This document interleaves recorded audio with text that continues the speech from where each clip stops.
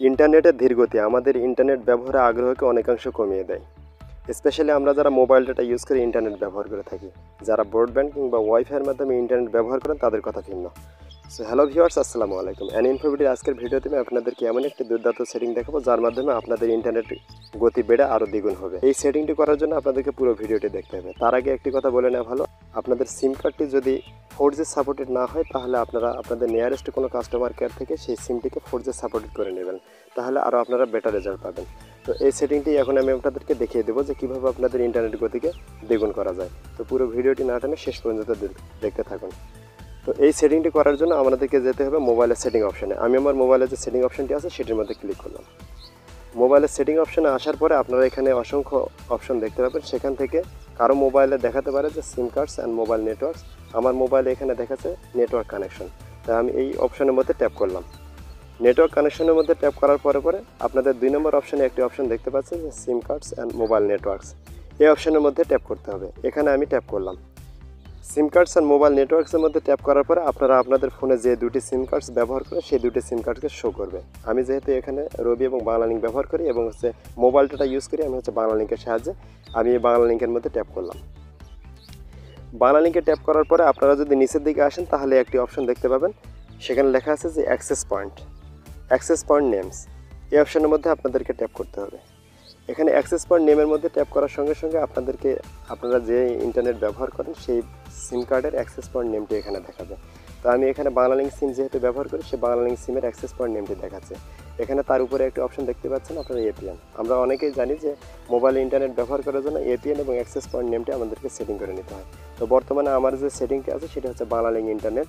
এখান থেকে আমাদেরকে একটি নতুন এপিএন সেটিং করে নিতে হবে। সেই এপিএন সেটিংটি করার জন্য আমরা উপরের দিকে যে অপশনটি দেখতে পাচ্ছি, উপরের ডান পাশে একটি প্লাস আইকন আছে। এই প্লাস আইকনে ট্যাপ করার মাধ্যমে আমরা নতুন একটি এপিএন এখানে অ্যাড করে নিতে পারবো। আবার অনেকের মোবাইলে 3 ডট মেনু দেখাতে পারবো। আবার অনেকের যারা বর্তমান লেটেস্ট মডেলের মোবাইল ব্যবহার করে তাদের মোবাইলের নিচের দিকে একটি প্লাস আইকন দেখাবে। সেই প্লাস আইকনে ট্যাপ করে আপনাদেরকে নতুন একটি অ্যাক্সেস পয়েন্ট এন্ট্রি করে নিতে হবে। তো আমি এই মোবাইলের জন্য আবার নতুন একটি অ্যাক্সেস পয়েন্ট এন্ট্রি করে নিচ্ছি। তো এখানে আমি ট্যাপ করলাম।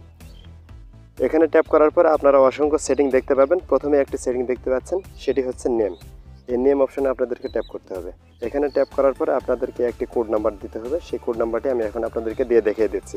এখানে আপনাদেরকে দিতে হবে যে 8.8.8। এটি দেওয়ার পর আপনাদের যে ওকে অপশনটি আছে সেই ওকে অপশনের মধ্যে আপনাদেরকে ওকে করে দিতে হবে। নিচে একটি অপশন দেখাবে যে এপিএন, সেই এপিএন অপশনের মধ্যে আপনাদেরকে ট্যাপ করতে হবে। এপিএন অপশনের মধ্যে ট্যাপ করার পরে আপনারা এখানেও একটি কোড নাম্বার দেবেন, সেটি হচ্ছে 8.8.8.4 এবং একটি হচ্ছে স্পেস দিবেন। দেওয়ার পরে আপনাদেরকে একটি ক্যাপিটাল লেটারে জি অক্ষর লিখতে হবে।